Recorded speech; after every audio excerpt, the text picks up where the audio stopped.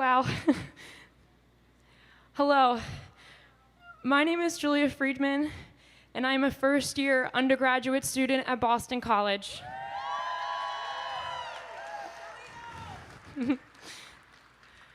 I came to Boston to learn, to experience the world firsthand, and to become a seasoned adult.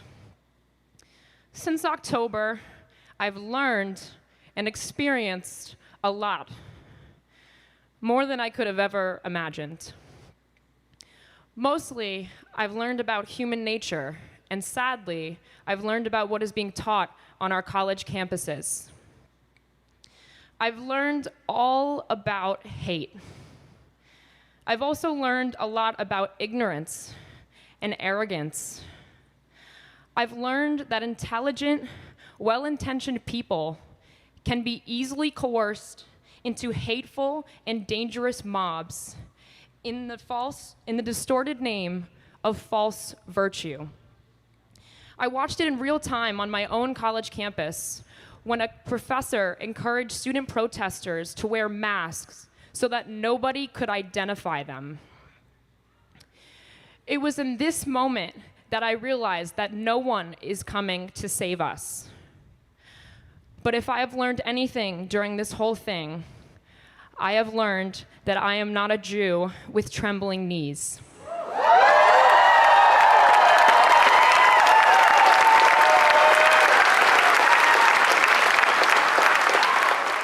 I recently read a post on social media where the author apologizes to the Jews of the 1930s. Why were they so apathetic? Why did the Jews not fight back? How could they have timidly accepted an organized movement with a clear and stated mission to eliminate all Jews from the earth? To those Jews that were murdered in the Holocaust, I am sorry. And I am sorry that we questioned you, because we are exactly where you were in the 1930s. And to those who survived, I am sorry. I'm sorry that we ignored your repeated reminders to never forget. I'm sorry because we have forgotten. We are the same Jews today. Nothing over the last few months has been normal for Jews, except that it has become normal to publicly hate Jews. But I am not a Jew with trembling knees. I am hopeful, and my eyes are wide open. I am hopeful that we will find solidarity together, one voice as strong Jewish community. I am hopeful that this is a wake-up call to wake up to what is happening on our campuses. I thought universities were safe places, havens of inclusion. Yet I have been proven that our elite universities have become the most dangerous place for Jews in the United States.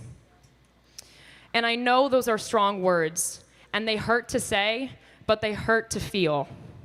But I will say it again. Universities in the United States have become the most dangerous place for Jews. Jews are in danger on college campuses every day, right now.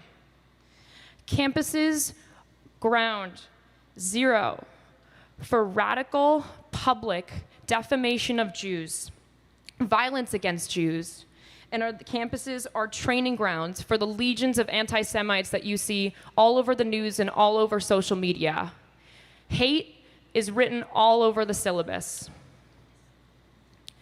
Anti-Semitism, packaged in a wrapper of academic righteousness, gets reduced to easily digestible phrases, mantras to be repeated by uninformed, impressionable young minds seeking a cause and a sense of purpose.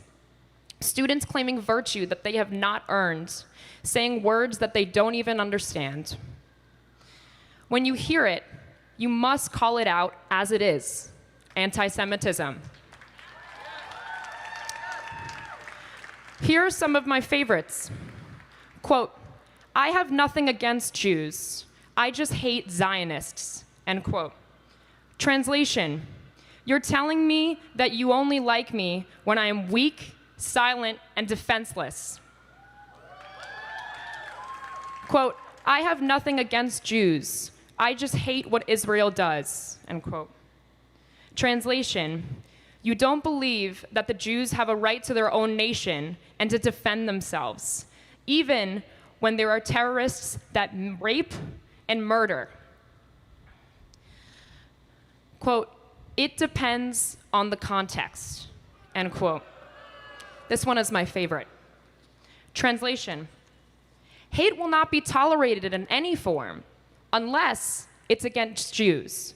And then you'll decide and let me know if it's anti-Semitism. You're an anti-Semite." Hate cannot be made virtuous with context, but I have hope. I have hope that there's been something else that has been sweeping across our campuses since October 7th, and that is strong Jewish pride, strong Jewish unity. I have hope because enrollment for Jewish learning at Boston College has hit record highs. I have hope that these bonds that unite Jews span the globe and span millennia and is stronger than ever. We will not be intimidated. We will not waver. We will not be silenced. We will not disappear. We will thrive. It is our only choice. In the words of one of the world's first female prime ministers, Golda Meir, she says, quote, "Pessimism is a luxury that a Jew can never allow himself," end quote. Because we are not Jews with trembling knees. Thank you.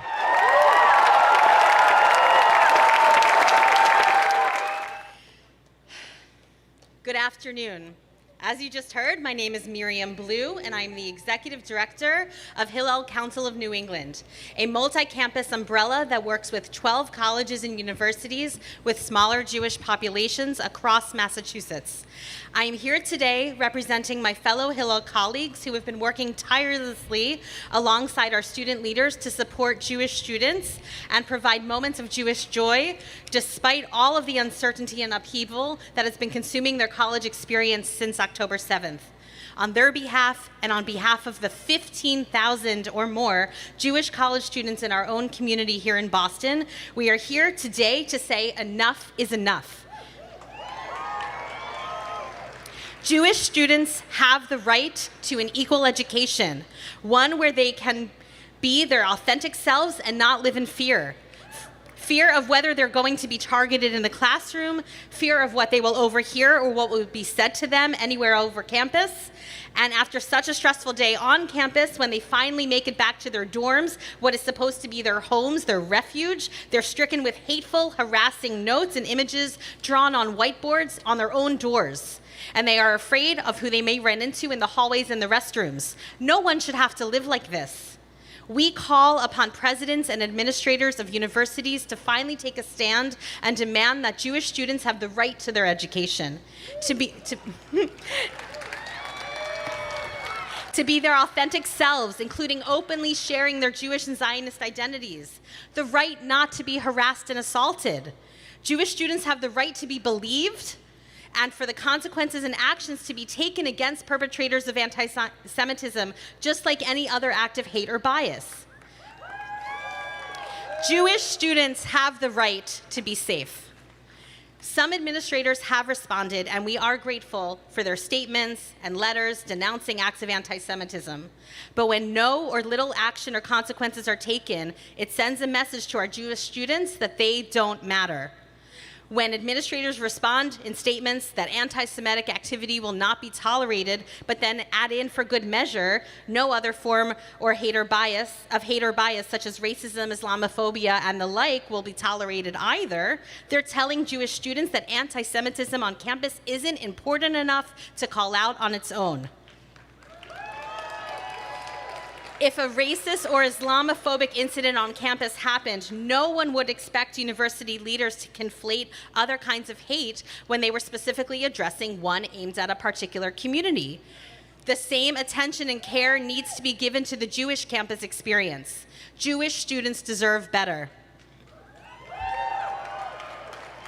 On a recent spring break volunteer trip through our Hillel and CJP's Boston-Haifa connection, in our last group debriefing session, each student said that they felt more at home and more safe in Israel, where they could be their true selves, and that they were terrified of what awaited for them back when classes resumed in Boston.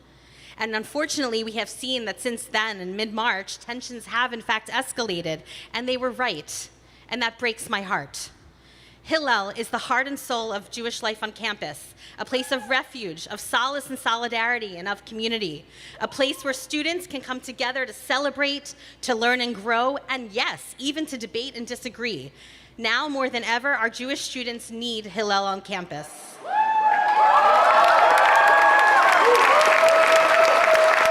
I am sure many of you have heard that some institutions are offering extended deadlines for transfer applications and are encouraging students to think about leaving their current places of study. And perhaps the grass is in fact greener elsewhere. But I can tell you that Jewish students choosing an exit strategy, especially at campuses with small Jewish populations, will not help us build the critical mass and leverage needed to affect change. Losing even just a few students on campuses, in particular with small populations, will give in to the fear and will let those who are trying to intimidate us win. Now is the time to lean in and double down with our message that the Jewish community isn't going anywhere.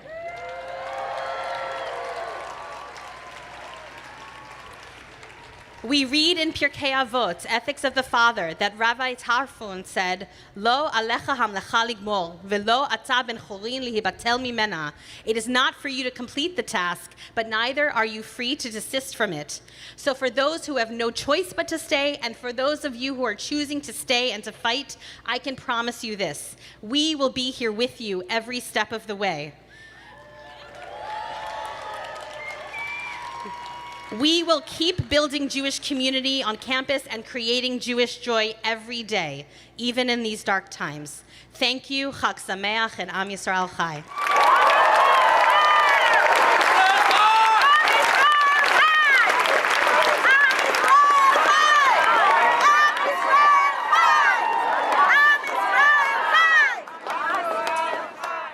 Hello, I'm Ronnie Moser. I'm 19, and I'm an Israeli freshman at Emerson College.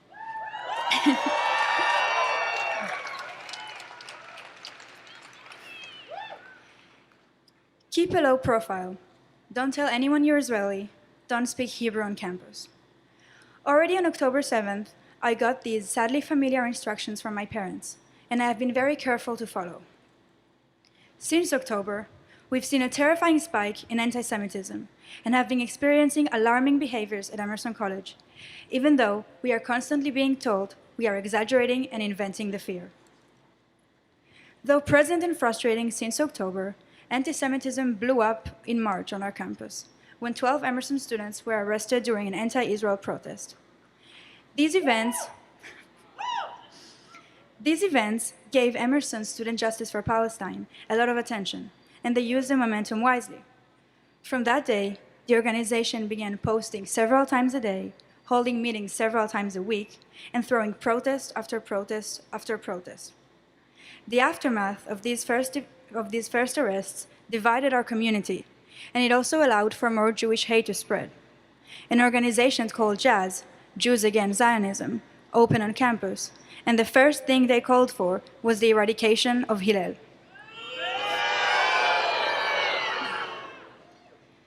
All the build-up reached its climax when the encampment began. Emerson students set up tents, asked for food, supplies, and donations, wrote hateful speech on the walls and the floor, and screamed violent chants repeatedly. People have the right to protest, and people have the right to protest things we don't necessarily agree with. People shouldn't and don't have the right to use such violent and anti-Semitic speech. Long live the Intifada. Yeah. Long live the Intifada, Israel is anti-Semitic, from the river to the sea, or F Zionists. Jewish students were personally harassed to the point where many had to be removed from campus and temporarily placed in hotels. Friends of mine were called terrorists, were compared to the KKK, and were harassed and offended for believing Israel has the right to exist. The encampment gave overwhelming amounts of attention to SJP. As of today, Emerson SJP's Instagram account has 6,600 followers, which is more than the amount of students that go to our school. We are scared, we are intimidated, we feel alone, isolated, and attacked. And so, I am incredibly grateful to have found a Jewish community on my campus. A community that, contrary to what many people say, is large, accepting, and loving. We are here for each other, we support each other. We face disagreements, yet we exist in peace. And we have built a healthy environment to protect us from the hostility and the aggression surrounding us. I believe that if we can do this among ourselves, we can do it the same in larger groups. We can coexist in Emerson College and therefore outside of it. Shutting down the people who disagree with you is not free speech and is not liberalism. Distancing yourself from someone because they are Jewish, Israeli, or Zionist only fosters more hate and does not further any cause. Emerson is a small school, and we often get ignored due to our size. But a smaller school doesn't mean a smaller problem. There are so many Jewish students here who feel unsafe, unprotected, and alone. And we need to help them. We don't want to be ignored. We want to be protected.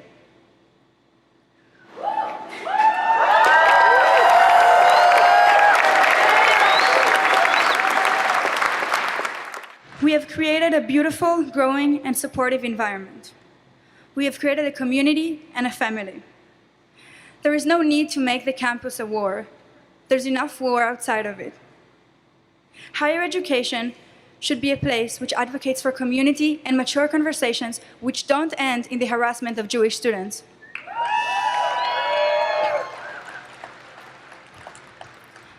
I believe we can make a change. I believe we have a voice, and I believe we should use it. Thank you so much. Toda rabba.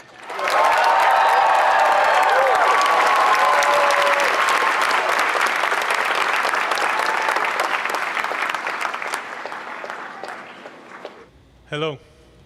My name is Or Chen. I'm professor of nuclear physics at MIT. Thank you. It feels as if not long ago I was just a kid in a chicken farm in Israel. And now I find myself standing in front of a new community that's been my home for the last 10 years under dire circumstances. I moved to the US about 10 years ago with my wife and our dogs to join the MIT faculty. I came here full of dreams to help unlock some of the secrets of the universe and help build the new particle collider in the US. My identity as an Israeli has always been a big, profound part of who I am. Proud, perhaps a bit loud, and deeply connected to my roots. For many years, I was particularly not vocal about Jewish life on campus. I believed that the merits of my work should stand on their own, and that's it, and there's no need for anything else. But the tragic events of October 7 marks a significant pivot in my life here. Following the attacks back home, the silence of our community was unsettling. I felt compelled to act. So at a village in Boston Common, surrounded by many of you who shared my grief, I wrote to our president demanding to voice our anguish. The response came swiftly, and the statement from the university followed, providing some solace to our time of sorrow. Just days later, however, I encountered hate speech chalked at the entrance of my MIT building. The starkness of the words against the concrete was just jarring. I could not, in good conscience, walk away. So I grabbed the broom and washed the hate away myself.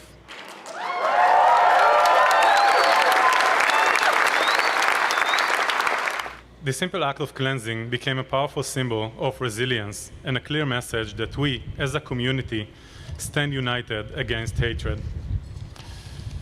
Later that day, I spoke at a local MIT vigil, where I opened my office to anyone who wants to come and talk. To my great surprise, many students came, often in tears, exposing me to a reality I was simply not aware of on our campus. It was a consistent story about how they feel their friends turned against them, about how they always try to support other communities through their struggles, but are now being blamed for the massacre of their own family and friends. How despite the unimaginable complexity of the Israeli-Palestinian conflict, their peers are trying to dumb it down to oppressors and oppressed narratives, justifying resistance by any means possible. It would not be for several months that I would learn that already on October 8th, SJP circulated a resilience toolkit to campus groups, including detailed instructions on narrative building, protest organization, and campus and social media advocacy. Having seen the documents, I now realize they came into this extremely well prepared, organized, and funded. Indeed, it was not a week after October 7 when they've started recruiting more and more students on our campus, calling to globalize the Intifada and for the elimination of the State of Israel. While I did not realize back then what we were standing against, what was clear is that we are failing in the education of our students. As faculty, independently of political views, the uncritical and ignorant way these students are approaching such a complex issue showed that we are failing as educators.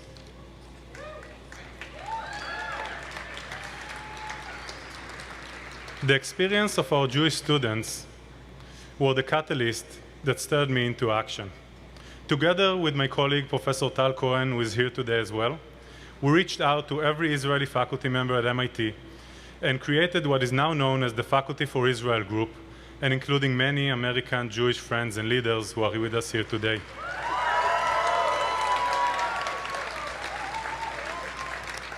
The group was formed in response to a crisis, but it fosters a long-term commitment to uphold the values of understanding and protecting our community. We initiated community lunches held twice a week, which quickly evolved from a small gathering into a robust forum of dialogue and support. Here, members of the Jewish community, encompassing a wide spectrum of views from staunch Zionists to those with no interest in politics, engage in open, sometimes tough discussions. These lunches have proven crucial, offering a safe space for Jewish students and faculty to express and navigate their complex feelings and viewpoints. It is there where we formed friendships and personal ties, long-lasting bonds, and it is there where the MIT Israel Alliance group was forged, transforming our reactive measures into proactive strategy. The Alliance has been instrumental in addressing campus issues, employing a nuanced understanding of the diverse strengths of our community to strategize effective responses. The diversity of perspective, while occasionally challenging, has been undeniably enriching to our collective resilience. With the semester drawing to a close, the challenges we are facing are far from over. We are actively combating bigotry on campus these days with encampments, and we're trying to ensure that commencement ceremonies remain a celebration of academic achievements free from fear and intimidation. To succeed in that, we need everyone here to take part and act. Thank you.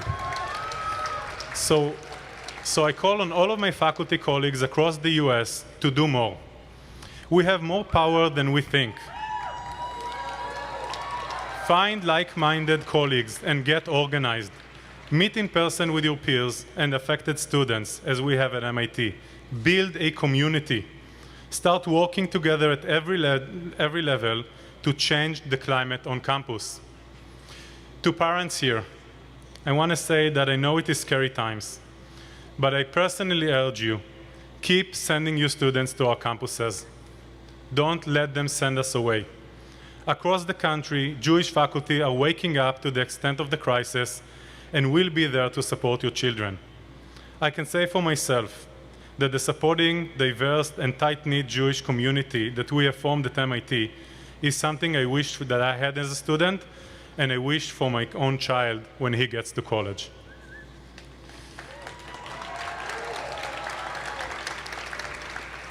To students, I wish I could say it will all be fine once the summer comes, but it will not. all indications point that we are facing tough times ahead. Like your peers in Israel, you are also on a front line in a historical moment. Never give up. Be brave in the face of intimidation and always demand the support you deserve from your institutions, peers, and faculty.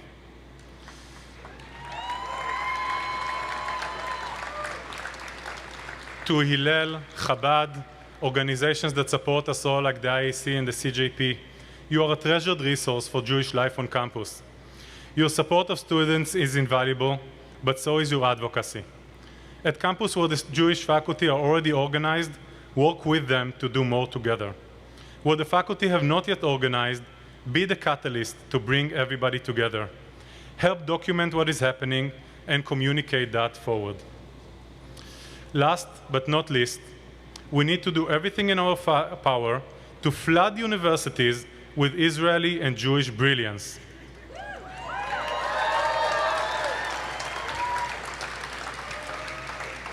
Along with a group of MIT faculty, I recently traveled to Israel, where we met with the heads of the Israeli universities, President Herzog and many others, to understand what can we do here to both help situation on our campuses, but also help the Israeli academia. From these conversations, Professor Ernest Frankel and I decided to launch a new program called Kalaniot. The goal of Kalaniot is to transform the top US universities into a place where Jews and Israelis are not just welcome, but flourish. We intend to bolster the presence and visibility of Israeli scholars across the US campuses and basically counter-protest against bias, fostering a deep understanding between communities. By enriching our academic environments with a diverse array of voices and experiences, we hope to enhance collaboration and empathy across cultural divides. As I mentioned, a system of hate has been built to fight against our existence for many years now. We must catch up. So in conclusion, this moment calls for unity and collective action. We must come together not only as Jews and Israelis, but as members of a global academic community, united by our shared commitment to knowledge, respect, and integrity. We must ensure that every person, regardless of background or belief, feels valued, heard, and respected. It is our duty to foster an environment where dialogue trumps division, where education and understanding illuminates the shadows of ignorance and prejudice. Thank you for standing with me today, for showing that even in the dark times of turmoil, our community is resilient, our mission is clear, and our resolve is unbreakable. And to all the Jewish students out here, you are a remarkable generation. We all admire you. Keep up and keep proud. Thank you.